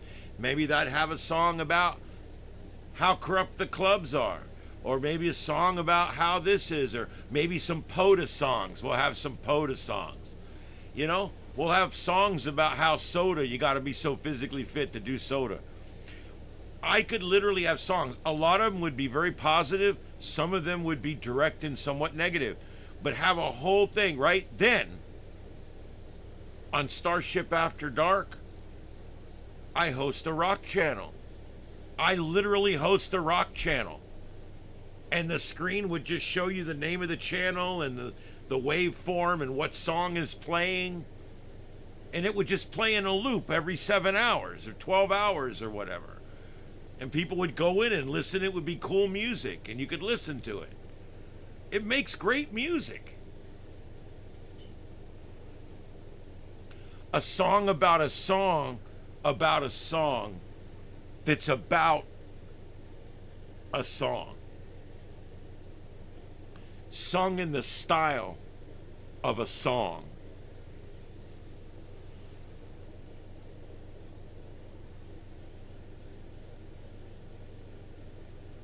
We could do one about 7200. Yeah, we could do one about all the stupid shit you hear on 7200. That would be hilarious.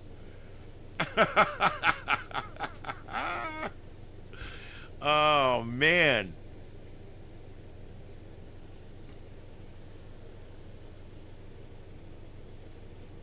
No, I'm not watching anything. I'm not. I'm not watching the Fallout series. No. I'm telling you guys, and yeah. I think it would be fun. The more I'm sitting here thinking about it, I think I'm going to do this. I thought this idea up on the way to work earlier about just creating my own radio station. And then I even got thinking about it. I could actually make a real streaming radio station that you could get on any internet or internet radio or, you know, tune in or broadcastify, whatever. I could find different places to put it. I don't know. I think something like that would be pretty cool. But anyway, that's something I'm kind of thinking about doing. It would be the first amateur radio station. And I would come up with a snazzy name for it. And once an hour, I would ID it with my call sign. It would be fun, I think. I'll have Mama Bleep help me out with the logistics.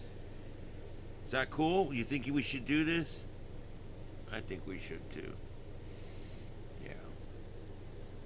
I think it would be good.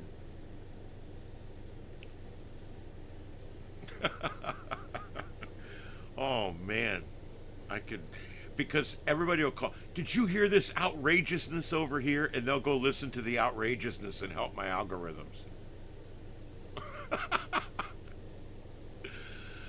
Oh, goodness. Well, there we go. All right, guys, there's not a lot else to report tonight.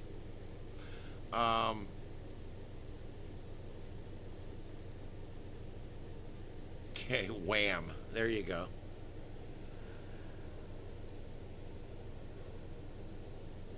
What do you think, Mama? You think Mama Kitty? Oh, that's my girl. She's so sweet. Daddy's doing fine, the orange kitty. He's not wanting to come in the shed. He got really sick and I brought him in here, and now I think he's kind of, cats get weird things like that. He don't want to come in here. He's come in a few times, he's hung out for an hour, and he wants to go back out. So I think it's kind of weird. But I'll get him in to see you guys, and also Ed Earl. Everybody else is doing fine. The little kitten, let me see if I can grab that little kitten. It was right outside here.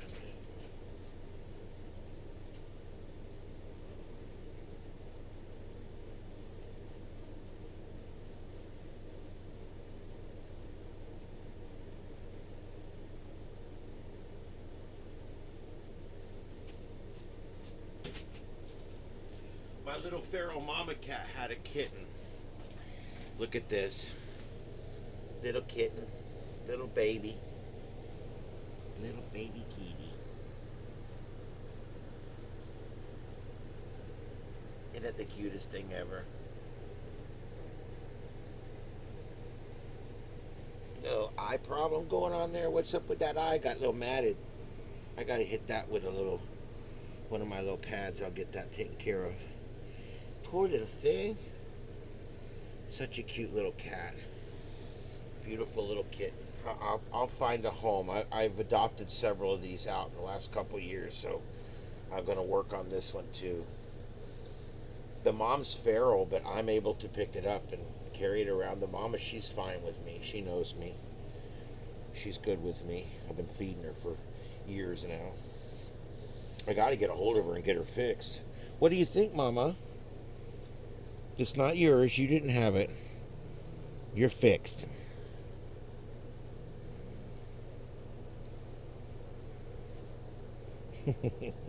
Lots of sniffing going on.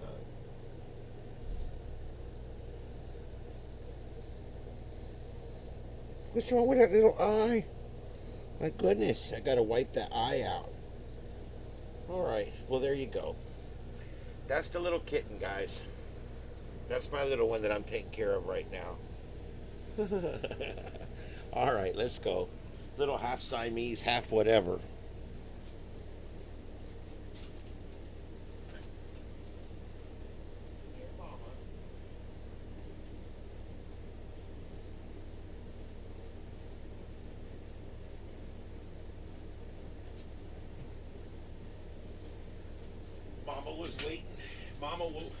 Mama was waiting by the door, and I just sat her back down out there with the mama. Okay. All right, guys, I guess that's it. But there's nothing else. I'm going to let you guys go. We'll sing you out with another song here. Let's see what I got here. One that's not too bad, maybe. Oh, boy. All right, guys. Everybody, it's been fun. My name's Ian.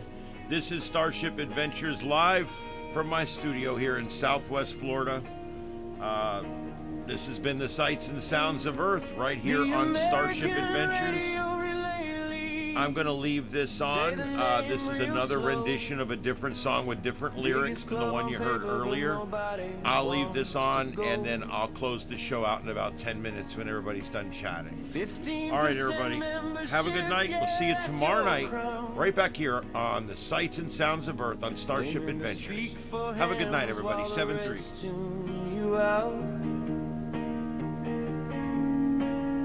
You don't answer phone calls, don't answer email, but you cash every check like the system never fails.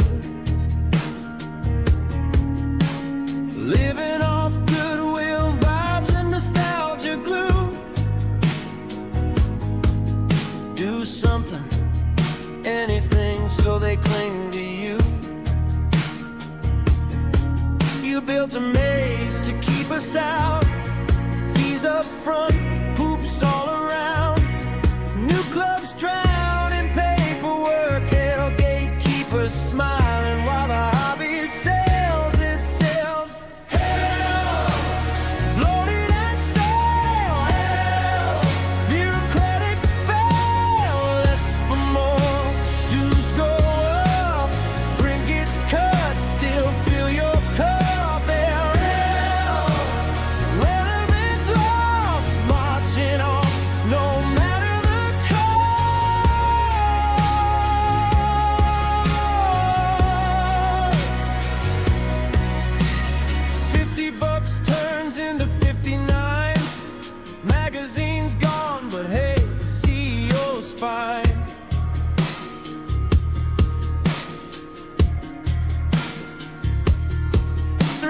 $60,000 plus perks on top, while the whole damn organization rots.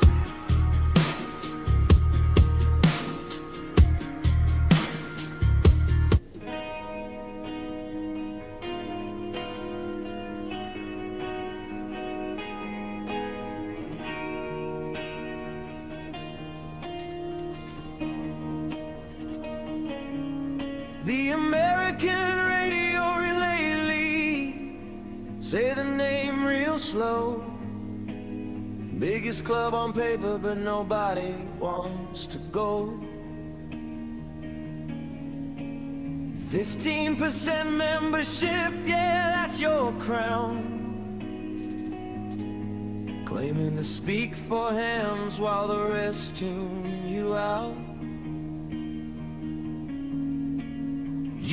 answer phone calls, don't answer email, but you cash every check like the system never fails. Living off goodwill vibes and nostalgia glue. Do something, anything, so they cling to you. You built a maze to keep us out, fees up front, hoops all around. New clubs drown in paperwork, hell gatekeepers smiling while the hobby sells itself.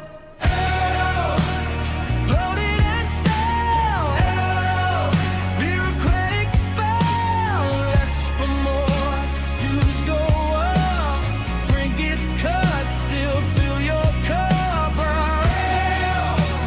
Relevance lost, marching on, no matter the cost.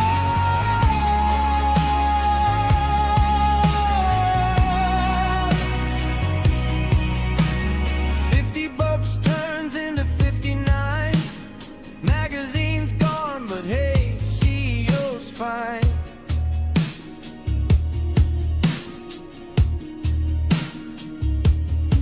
$360,000 plus perks on top, while the whole damn organization rots.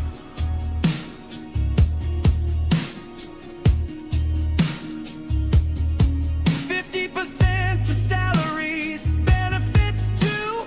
Tell me again what the hell you do. Members aging, dying off, new blood laughs, walks it off. You cling to systems stuck in time, like it's 1989.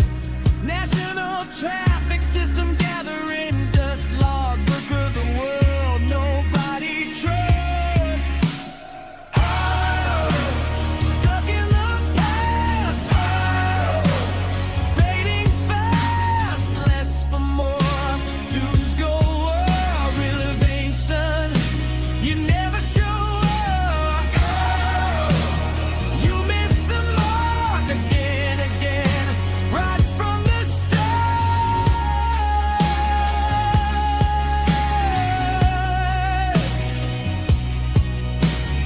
YouTube now, streaming notes, social media, you wouldn't cope.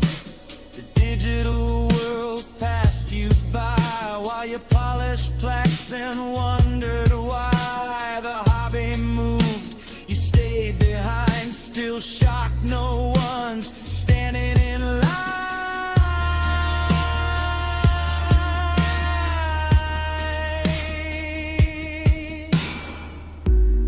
Biggest name, smallest pulse, searching for relevance by sheer impulse.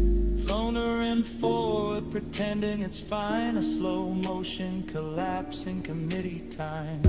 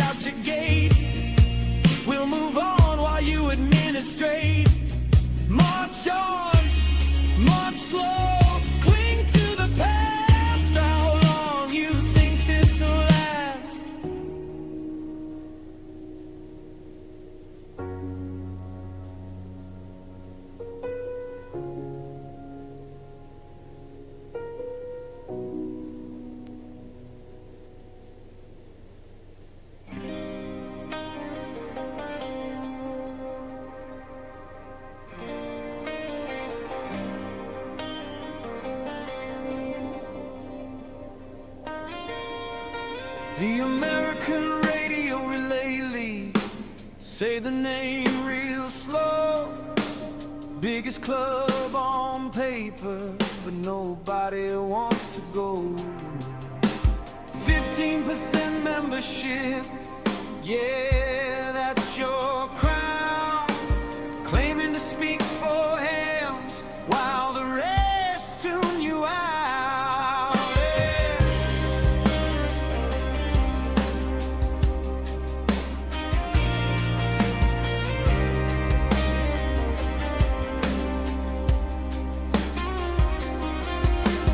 You don't answer phone calls, don't answer emails, but you cash every check like the system never fails. Living off goodwill vibes and nostalgic glue. Do something, anything, so they cling to you. You built a maze to keep us out. Fees up front, hoops all around. New clubs drowning paperwork hell. Gatekeepers smiling while the hobby sells itself. Bloated and stale. Bureaucratic fail. Less for more. Dues go up.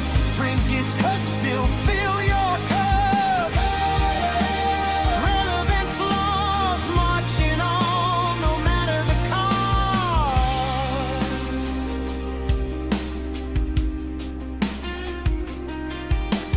50 bucks turns into 59. Magazines gone, but hey, CEO's fine. 360 grand plus perks on top, while the whole damn organization rots. 50% to salaries, benefits too. Tell me again what the hell you do. Members aging, dying off. New blood laughs and walks it off. You cling to systems stuck in time, like it's 1989. National traffic system gathering dust. Logbook of the word nobody trusts. Stuck in the past, fading fast. Less for more, dues go up. Innovation you never show up. You miss the mark again, right from the start.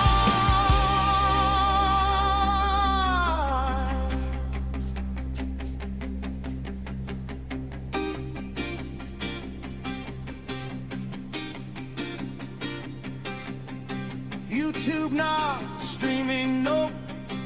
Social media, you wouldn't cope. The digital world passed you by while you polished plaques and wondered why.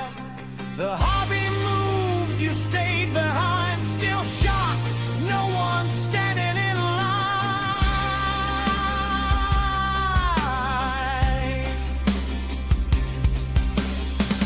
Biggest name, smallest pulse. Searching for relevance by sheer impulse. Floundering forward, pretending it's fine. A slow motion collapse in committee time.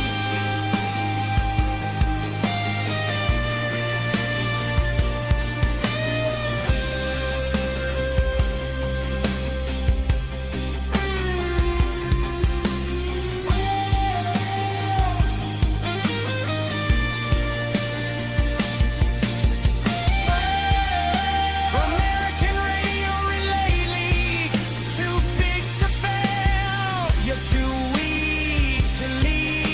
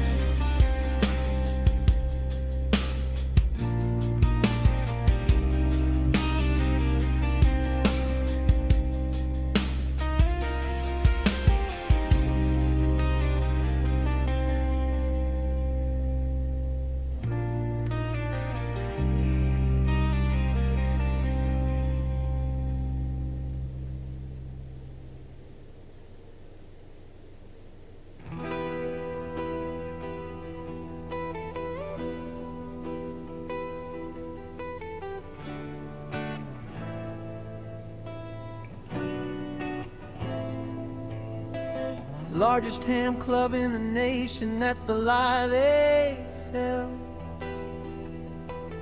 15% by the pitch, the rest can't tell. You call, you write, you wait for months. Dead air answers from polished fronts.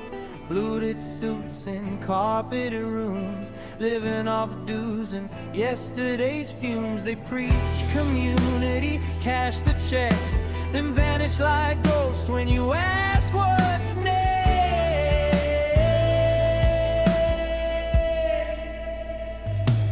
National Lord, but nobody's home. 50% don't make a throne. Charge more, do less, smile and wave. Dig in the hobby and early grave. Volunteer my ass, this is payroll radio. Half the dues go straight to CEO.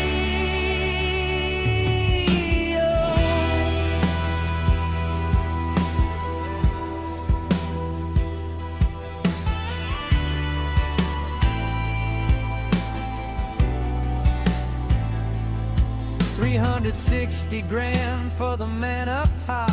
Volunteer org, just fucking stop. Half the money goes to salaries, while elements dies of apathy. Hundreds employed, doing what exactly besides printing ads and calling it legacy? New clock, sorry, pay the toll. Long forms, big fees, bureaucratic hell. National Lord, but nobody's home. 50% don't make a throne. Charge more, do less, raise the dues. Cut the magazine, still feed the suits. Volunteer my ass, read the books. This ship's run by crooks in cardigans and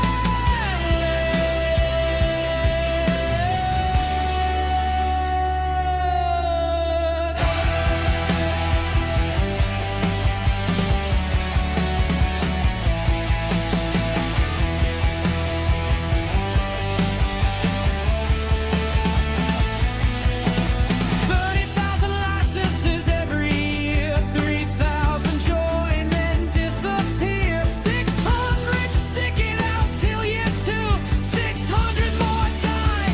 Numbers don't lie to you. Membership goals surpassed. What a joke was losing members. The goal you wrote, no target set, no plan, no spine, just glossy lies and declining lines.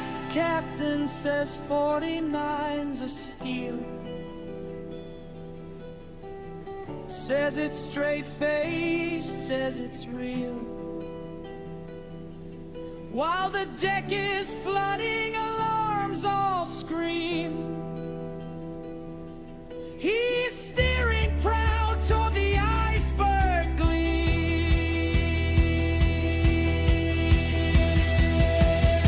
We're still printing magazines like it's Reagan's term. Hats on every page, info half firm. Now raise the dues, cut the print.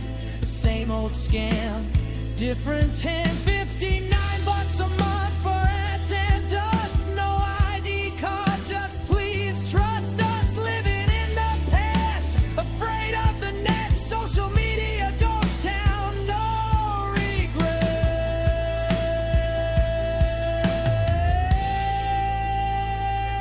National Lord, but nobody's home. Still living like it's dial tone. Chrome can't stop the feast, can't save the bands. Didn't see the spectrum leave their hands. Volunteer my ass, it's crystal clear. This thing's been dead for 20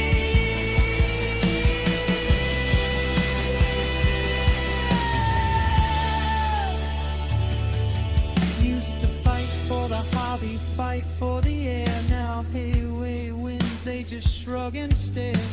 License fees hit, they did nothing. 3 gigahertz gone, still bluffing. Why pay $59 a month for air for nothing useful, nothing there? Just a warm feel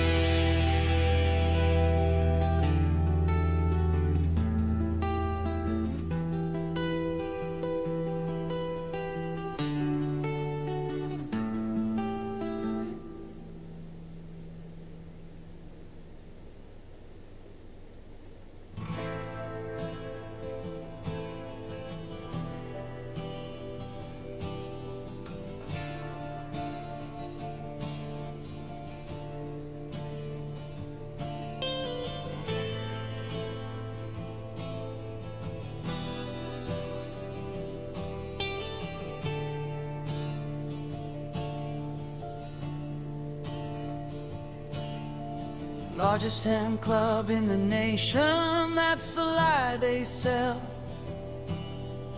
15% by the pitch, the rest can tell. You call, you write, you wait for months, dead air answers from polished fronts.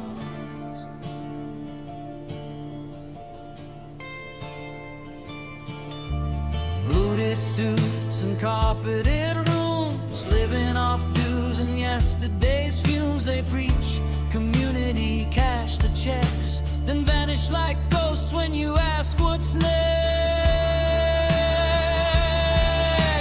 National road, but nobody's home. 15% don't make a throne. Charge more, do less, smile and wave. Digging the hobby an early grave. Volunteer miles. This is payroll radio. Half the dues go straight to CEO.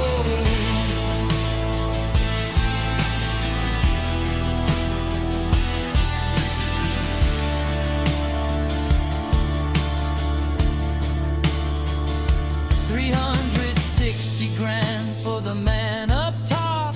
Volunteer or just fucking stop. Half the money goes to salaries, while relevance dies of apathy. Hundreds employed doing what exactly besides printing ads and calling it legacy. New club, sorry, pay the toll. Long forms, big fees, bureaucratic hell. National road, but nobody's home. 15% don't make a throne. Charge more, do less, raise the dues, cut the magazine, still feed the suits. Volunteer miles, read the books. The ship's run by crooks in cardigans and hoods.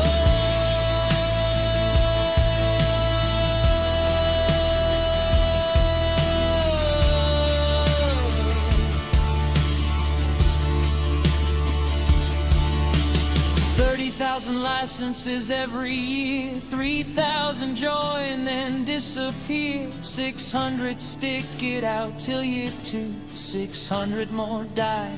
Numbers don't lie. Do you membership goals surpassed? What a joke was losing members. The goal you wrote, no target set, no plan, no spine, just glossy lies and declining lines. Captain says 49's a steal, says it's straight face, says it's real, while the deck is flooding. Alarms all scream, he's steering proud toward the iceberg gleam. We're still printing magazines like it's Reagan's turn, backs on every page. Info half firm, now raise the dues, cut the print. Same old scam, different tint. 59 bucks a month for ads and dust, no ID card. Just please trust us, living in the past, afraid of the net, social media, ghost town, no regret.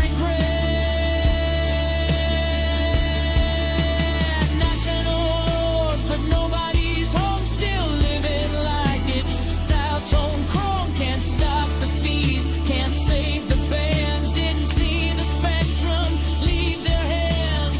Gone to my ass, it's crystal clear. This thing's been dead for 20 years. This thing's been dead for 20 years.